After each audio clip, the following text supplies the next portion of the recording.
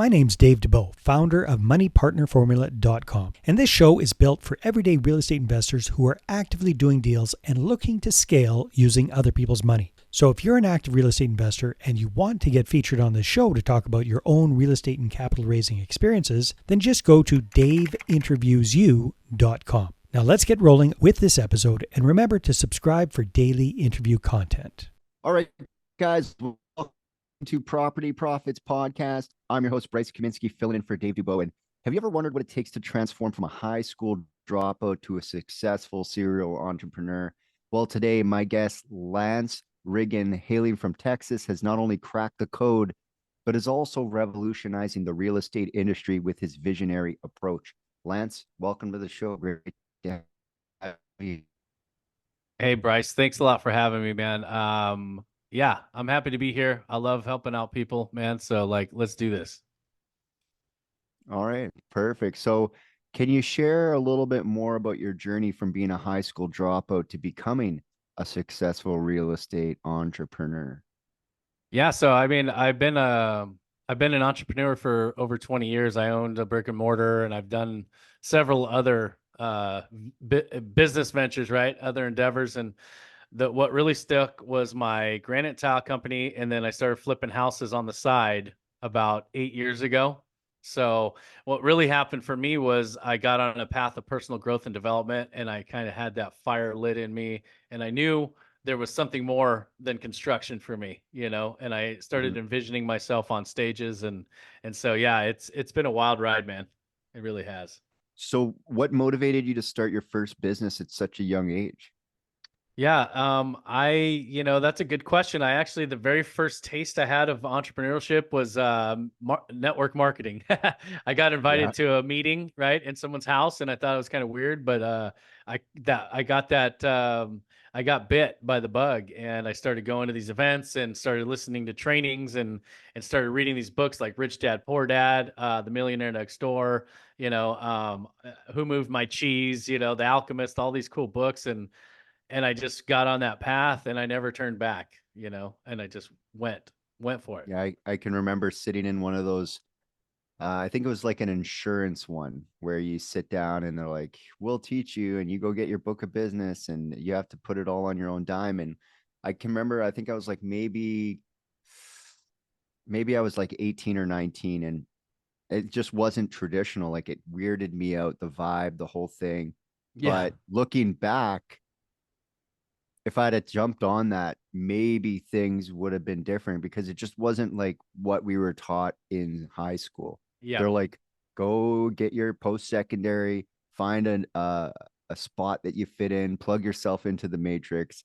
And, when you're 60, you can pop out, or you can be like on the side table of the matrix where we continue to feed you until you die. So definitely interesting that you jumped on that. So how has working alongside your wife as a visionary and integrator shaped your entrepreneurial ventures? Oh, it's been great, man. We over the years, we've really dialed in, our focus and how we work together, and we've learned to stay in our lane, and at this point, we've been 25 years together this year, man. And so when we're on a phone with a seller, or a lender or whoever, and I start crossing into her lane, I get the stink eye, and I know immediately, I better back up here, right? And then she takes the phone. So we work really, really well together. I handle I make the connections. I find a lot of the deals through my networking and branding, and then I will negotiate and close, and she does the acquisitions, so it works really, really good. And then she underwrites and vets the deals and handles the post-close stuff as well. And I just continue to look for new opportunities. So it works out really, really well. Awesome. So what inspired your transition from owning these early businesses to focusing on real estate investing? Because a lot of people can just stick in, say, granite tile in Texas. That's a big industry. You could probably have just built that, coasted out, been that guy, Lance at granite tile connections, and been that guy. Yeah. So first off, I actually I lived in Oregon most of my life, and so my wife and I went through some turmoil where she basically left me for a while, and I had to go to work and fight for her, man. And I was able to get her back after 6 months. And I don't have time to go into that, but I'm writing a book, my first book about that experience. I want to help other men and people in their relationships. But through all that, I ended up winning her heart back after 6 months, and we went through some major changes in our life, and some of the things that we were interested in didn't mean so much anymore. And then we were really drawn to nature and drawn to just have more freedom. And so we decided to sell our business. We sold our last flip at the coast in Oregon in Florence, and then we took some time off, and then we decided we joined the Sub 2 and Gator community. And we moved halfway across the country where we knew nobody. So I started completely over, burned the ships down Yeah. so I could pursue my dreams full time, man. And that's what we've been doing for about the last year and a half. So what have been some like key lessons you learned from your experience in real estate investing so far?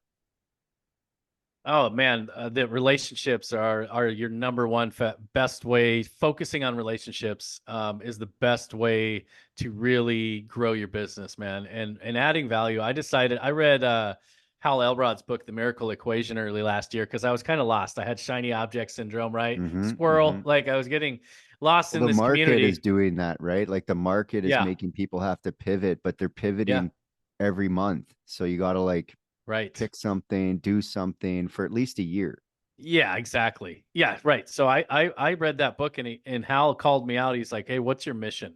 And it really hit me.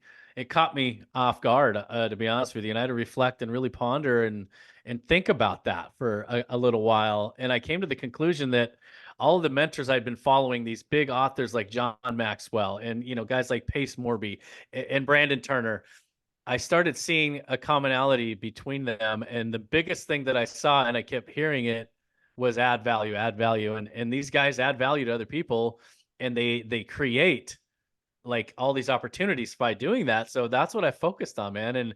And I had some inner turmoil. I was like, can this really work? Is this real? Like, can I Mm-hmm. build my business around this? And yes, the answer is yes.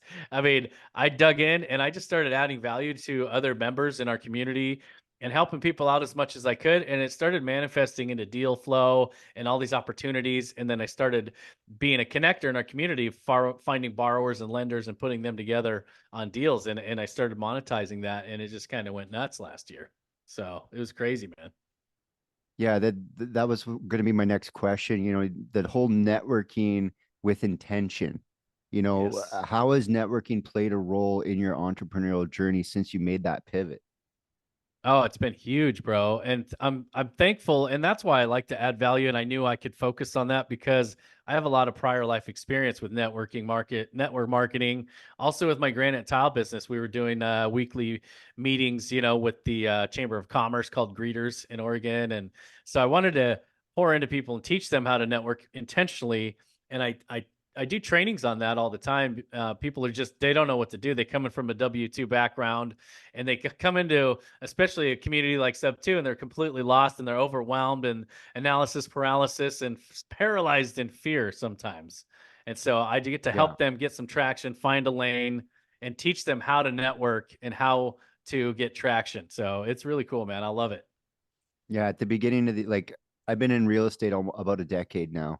And for a good part of 9 years, I had that like boxed in mentality where it's like me against the market, everyone else, you know, especially as a wholesaler, you can end up in that frame because you don't need a Yeah. team, you don't need all these people. You really just got to make it happen.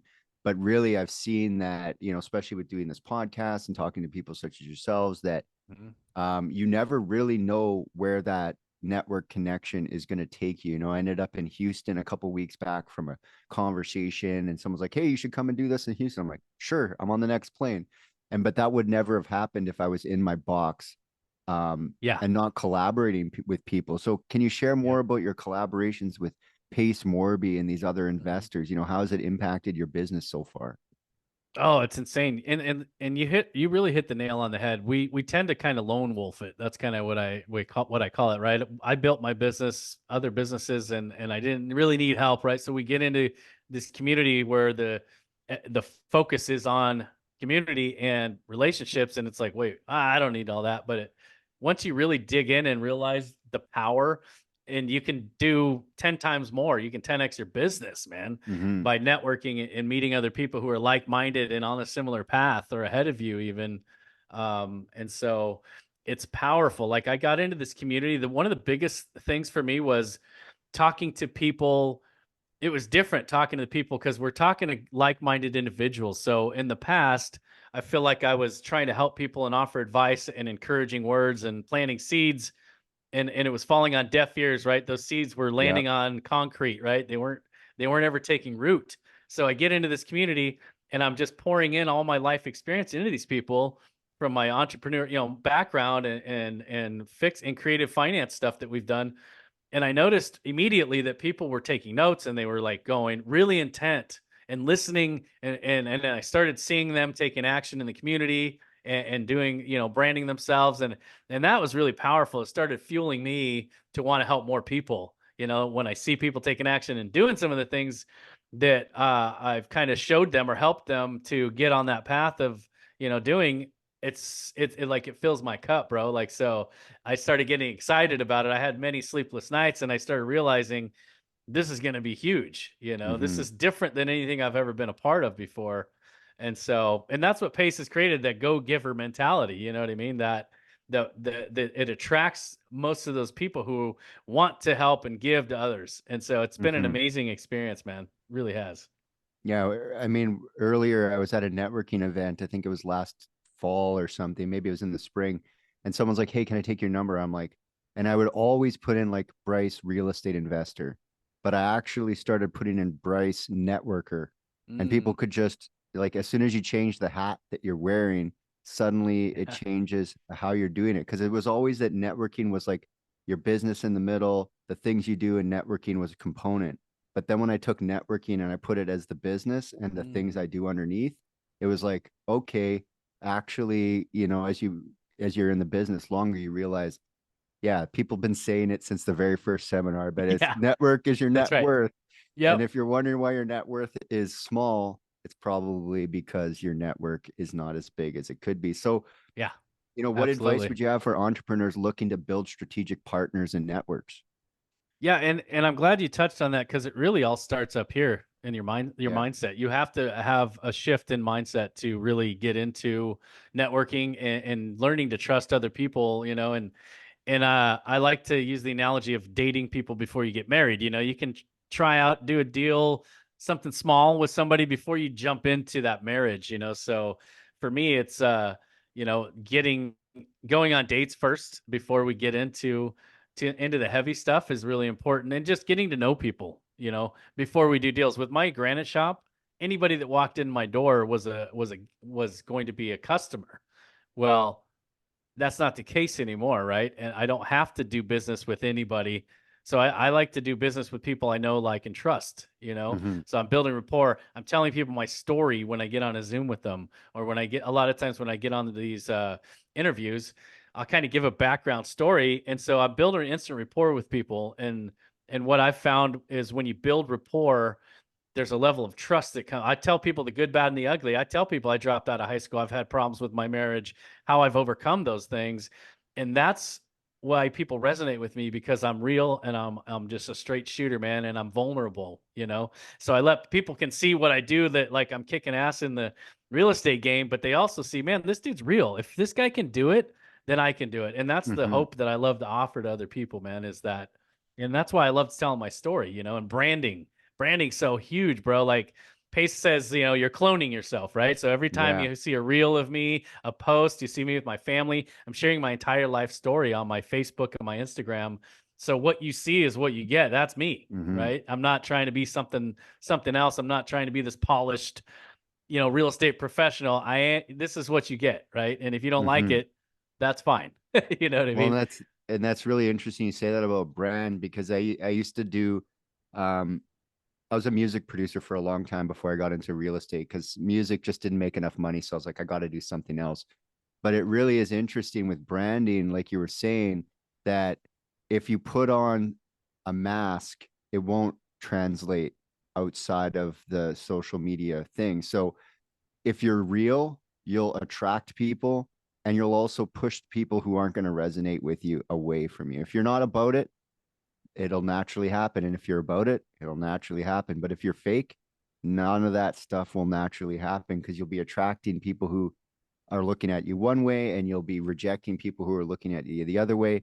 So just being authentic. I like what you're saying about the social and the branding. Now, your main focus this year is connecting private money lenders to borrowers and acquiring co-living opportunities. What led you to focus on these specific areas of real estate? Yeah, so the connecting thing, it kind of organically happened last year because of my focus. And so Mm-hmm. I was able to have a lot of success. I actually created a six-figure income last year by doing that. We Good also job, man. acquired, we acquired $2.5 million in real estate last year, using other people's money, right? Being all creative. But it was just a wild ride. So, but what the co-living thing happened is I have my own podcast with a group, called the Creative Collective.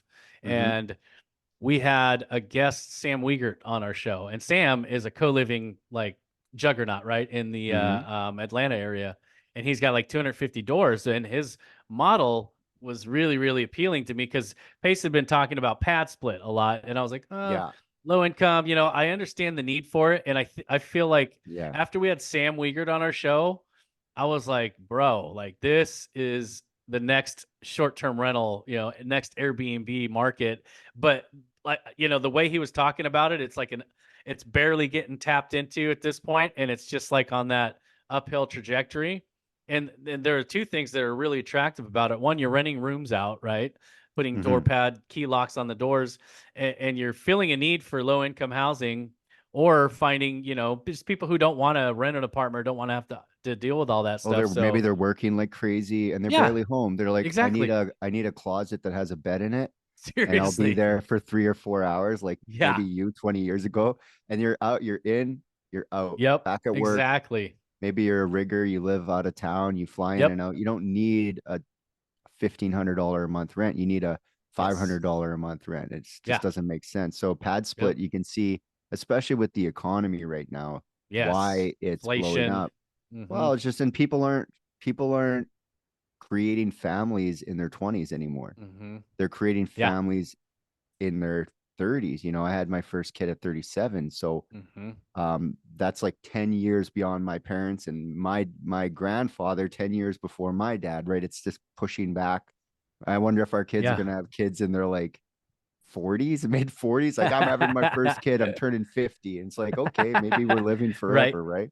Yeah. No, So it's so true, man. So true.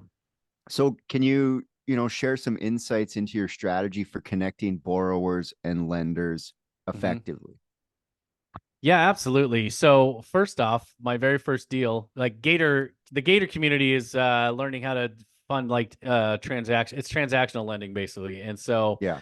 the very first deal I got into, I lost $10,000, right? So that was Hey, that happens, man. it's probably saved me hundreds of thousands though, that first lesson, you know what I mean? So I look at it as a lesson learned, and I got to learn from that mistake. I blindly trusted my partners and didn't vet the borrower at all. And that was a Mm-hmm. huge mistake. Everything looked good on paper. After we got burned from this guy, it turns out it was an actual con artist who had been robbing old ladies from their money. And like FBI had a case on this guy, and like literally the DA, like all my wife did was a Google search, and it's like, Yeah. oh, this guy has a federal case. And I was like, oh, great. That's all we had to do. But I learned that hard lesson to never blindly trust anybody. I don't care if it's Pace Morby himself, like I am going to vet and underwrite this deal every single time. And so we learned to vet those deals, do background checks, do credit checks, check the county records. There's a lot of things that my wife does. That's more of her focus, but started vetting really heavily. And then also started working with more seasoned investors, weren't working with the one-time, two-time, people. That turned out to be a bad idea as well. That was risky. So we're not doing that anymore. And so we've learned a ton. We did 60 deals in the Gator community last year. So we've helped fund about 60 deals last year. And like Pace started getting me onto I did a training on the 12 days of Christmas, and I got to do a Zoom with 1,000 people live. It was crazy, man.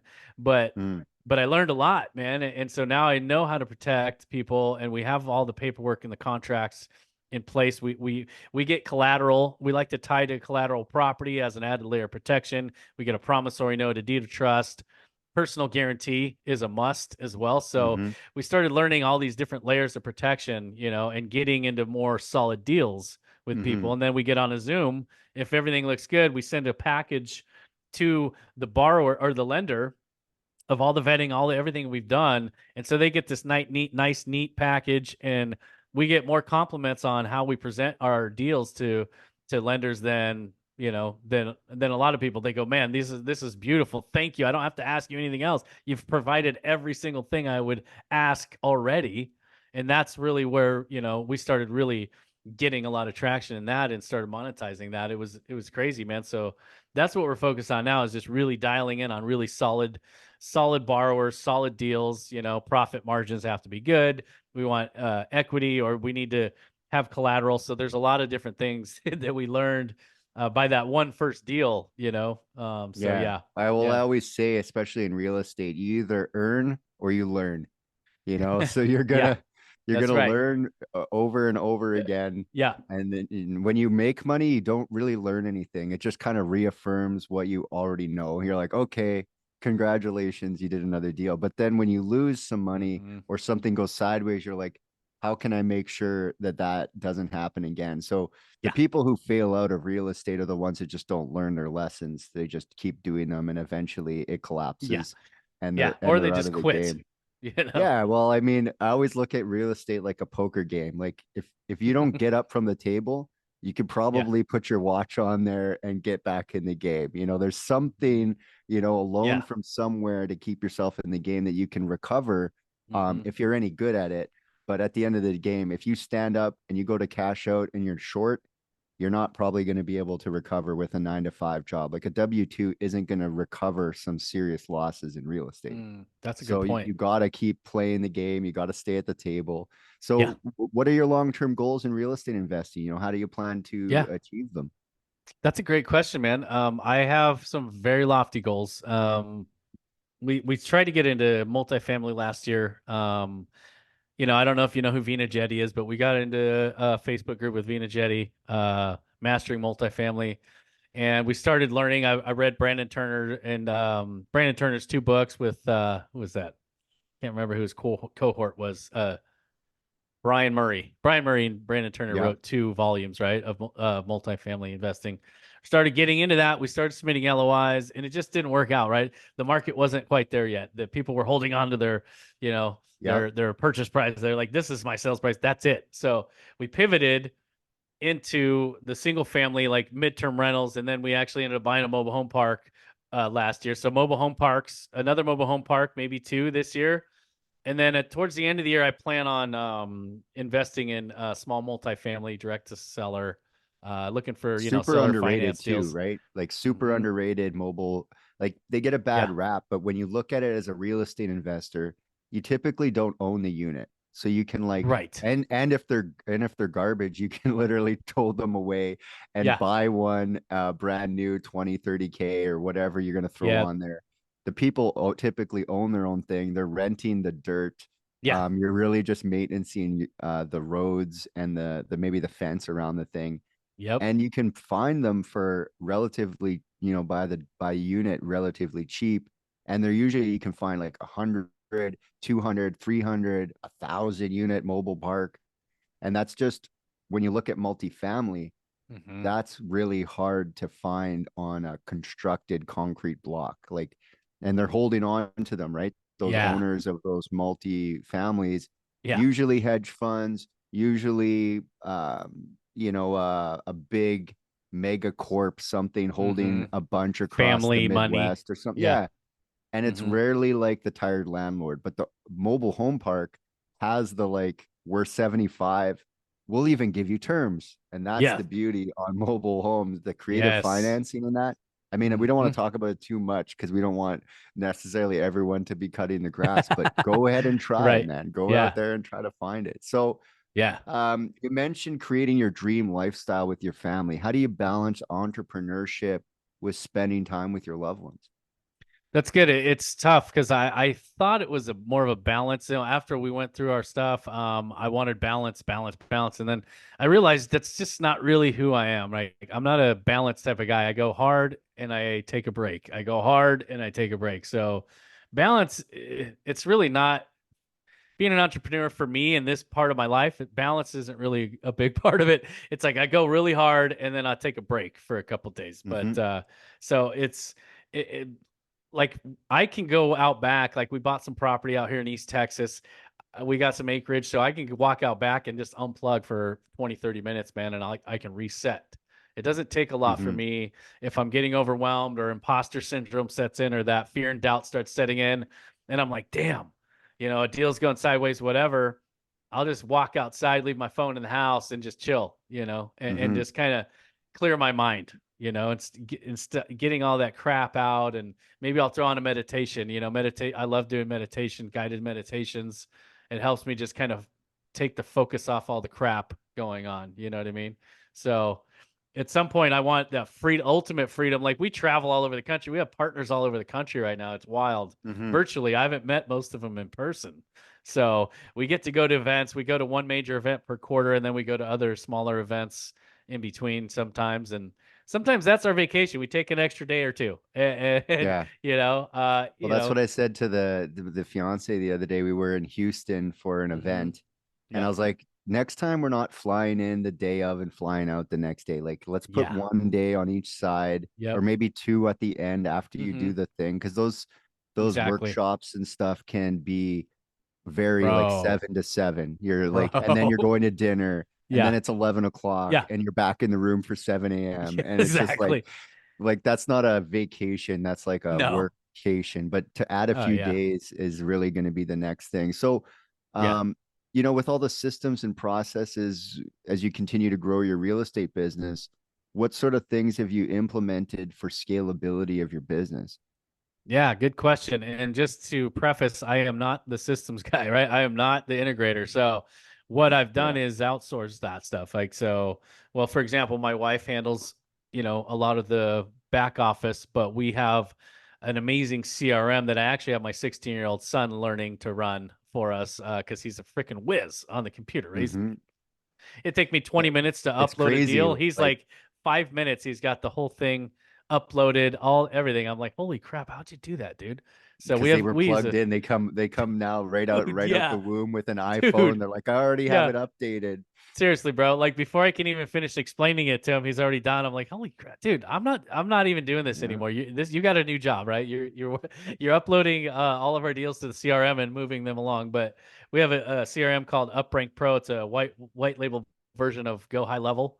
Okay. And Yeah. so yeah, this guy Michael Walsh created it. He's been building these things for like 7, 8 years, and Rockstar. It's all preloaded with everything that we do, the Gator stuff, the sub two, the all the real estate deals, and I have my website linked to it, and so it's amazing. It's been a huge help, just tracking. You can put lists, your PMLs in a funnel, you can put your wholesalers in another funnel, you put your Mm-hmm. buyers in a funnel, you know what I mean? So co-living, midterm rentals, short-term, whatever, you can you put a tag in their name. And then And if it's you off. search, It's yeah, going. it's so dope, dude. And then it keeps track of all the conversations, all the emails in one spot. You can use it for social media. Like I have it set up Yeah. to do automatic stuff for me, just some generic stuff, some quotes and stuff for me, like three times every week. And it's just like it's on autopilot, So Mm-hmm. if I don't feel like getting on and branding that day, it's got, I can set it up to do that stuff. So it's powerful. It's got a blog where, they're integrating AI, into a lot of the different portions of it. And that's way outside of my comfort zone. I don't even use Chat GTP. My wife loves it though. And I know Yeah. it's an amazing tool, man. I'm starting to come around to A the big part of the podcast. It helps yeah. me navigate and collapse time frames. And so Mhm. what I think worth mentioning is that people hear the word funnel and they think it's all about sales, but Mhm. I like to remind people, like, don't, it's not the F word, it's nurturing. We got to find, we're nurturing these people Yeah. to whatever they're actually doing, because the funnel isn't Mhm. pressing them, it's leading them. It's just Right. nurturing that engagement to a point where they're ready to make a decision, or they're ready to book a call, or whatever it might be. So don't be afraid of funnels, guys. It's a Mhm. nurturing activity, which is super important because it's all about networking, connecting more and more people. Um, I like to ask this question on every podcast. Yeah. What's your unfair advantage? What comes easy to you that other people find difficult to do? That's a great question. I mean, I don't know. I feel like I have a niche for just connecting with people, to be honest with you. That's something that's just because I pushed myself so hard over the years to be out of my comfort zone. I feel comfortable being I'm comfortable being uncomfortable now at this point in my life. So I'm always just pushing myself to talk to new people and to, make connections. And so I would say that's my superpower is just being a connector, connecting with other people. And it's not always monetized, it doesn't have to be. Mm-hmm. Most of the time it's not, dude, but maybe down the road it's going to turn into a deal. Maybe down the road, I hooked up so and so and they're both in the same industry and, or the same market or whatever, and I'll hook them up and they start doing deals together. Guess what? They're going to remember that, Mm-hmm. hey man, Lance hooked us up, man. This guy, he didn't get anything out of it. He's just out here helping people out and try, and so And that's really my superpower. people start sending things your way. Like they Yeah. remember the help that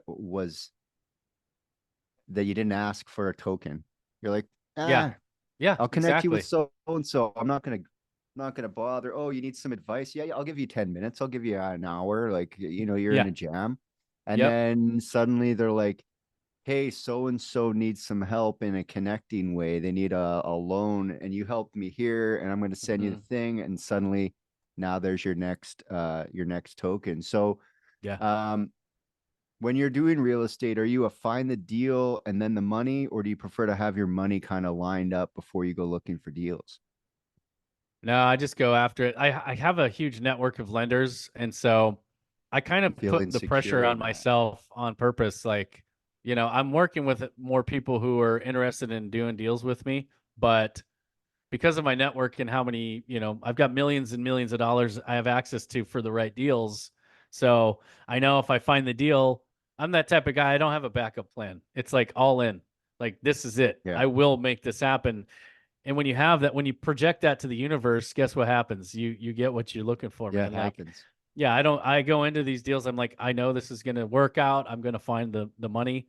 I have Hmm. this, network of people. So I do recommend though, if you're newer, definitely, getting connections with private money lenders, and it could be friends or family, you know. Yeah, you need Um, your first seed capital. Remember yeah. who it was. I remember the first money that I raised for real estate. I was showing this guy deals, wholesaling deals, and he'd show up to everything. And eventually we were standing around the house and he's like, why don't we just do this deal together? And because he didn't ever pull the trigger, I'm like, you've been at like 15 wholesales. We chatted up. Why don't me and you just do this deal? And he, a couple weeks later, I think we closed in 10 days, and he came to the bank he came to the lawyer's table with like 187 cash and just put it down. I was like, Nice. oh, okay, it's like that then. And there was never Dang, any that's badass. challenges with the capital on that. But it's Mm-hmm. interesting where I kept giving him value and value, and eventually he's like, you know what? Mm-hmm. How about you just do this deal? And we did the deal together, and it turned out all right. So what advice do you have for young entrepreneurs looking to get into the business? Oh, that's great. It's just pick a lane, find a lane, find something that you're interested in, do some research on it, right? Don't over research it though. Get enough information and knowledge and align yourself with somebody else who's successful doing that, Once you get Mm-hmm. enough information and knowledge though, take action. That's the biggest thing I run into is people get analysis paralysis and they're just so scared to do it. That's why I recommend find somebody that you can partner with and JV with into a deal and whatever you're looking at, if it's short term, long term, whatever it is, find somebody who's gone ahead of you and has experience and partner with them on your first deal. That's 100% the best way, in my opinion, to do it. Yeah, learn by watching. I remember this one guy, I was on a podcast, and he was talking about analysis paralysis. He said, if you're getting into the business, he said, set a deadline. Just say, I'm going to learn until X date, and then I'm going to Mhm. do. So actually giving yourself like a dead stop, Yeah. saying like in 35 days or Yep. 60 days, I'm actually going to make offers, instead of like, I'm going to keep learning until I feel like I can make offers. Okay, well, that's probably never happening because it's too Yeah. vague. It's not a real thing. So make it real. And I like what you're saying with the partnering, because Yeah. that's how I came up under a mentorship. I had this Mhm. guy who's doing like 20, 30 deals a year. And he's like, hey, I need an acquisitions guy. I went in there, and the exponential growth of just riding that coattails, so to speak, just Yeah. get on that train. And it was like, all of a sudden Yeah. I'm doing like 8 weeks in, I'm doing a deal a week. And in Canada, that's a Nice. big deal, right? And Wow. there's not that many properties out here, but I rode that wave. And yeah, it was like you're saying, young, totally knew nothing of real estate, but I Yeah. found the person that was, plowing through, and I just partnered up, work for free, all on commission, Yep. get your Yeah. way in there. Exactly. You can either pay your It's way worth in, it. you can Yeah. either or work your way in, or Mhm. spend years trying to get in. But I think the easiest Yep. way is either pay your way in on like something like Peace Morby sub 2 and just Yeah. get in there, or find someone like yourself and add value and just Mhm. ride Lance's coattails into the horizon. So Yeah. if people Exactly. if people want to connect with you, they want to find out more, what should they do? How do they find you? Yeah, bro. Instagram at Lance Riggen. Super easy. And Facebook, because our communities are on Facebook, I'm there a lot. Mm-hmm. So just Lance Riggen on Facebook. Shoot me a DM. Don't just send me a friend request without a DM, please, because I have over 1,000 friend Yeah. requests right now that I will not respond to because I don't know who you are. So Yeah, I don't just don't even have go in time there to. anymore. It's It's just so like, messy, dude. DM me, please. Yeah, it got over to over 1,000 people. I was like, oh my gosh, come on. So No, and we've got a 5,000 cap limit. So people yeah, DM us exactly. before you add us. Please. Otherwise, I have no idea who you are. You could be a bot. Yeah. You could be a Yeah. whatever. I don't A even know. clone. Yeah, Yeah. exactly. Oh, it's myself, adding myself to Facebook. I Yeah, don't know about that. that's right. Exactly, dude. Oh Yeah. man. Well, Lance, I really appreciate you stopping by. And yeah, until next time, guys, we'll catch you on the next episode. Sounds good. Thanks, bro.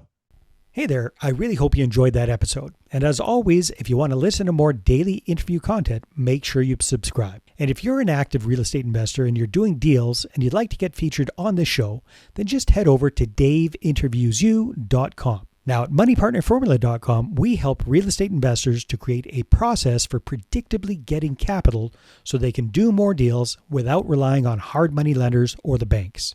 We do this by building them a private capital marketing system. Now, if you want help turning yourself into a big money capital attraction machine, then book a call with our team to see how we can help. Just visit moneypartnerformula.com to find out more. All right, take care, and we'll see you on the next interview.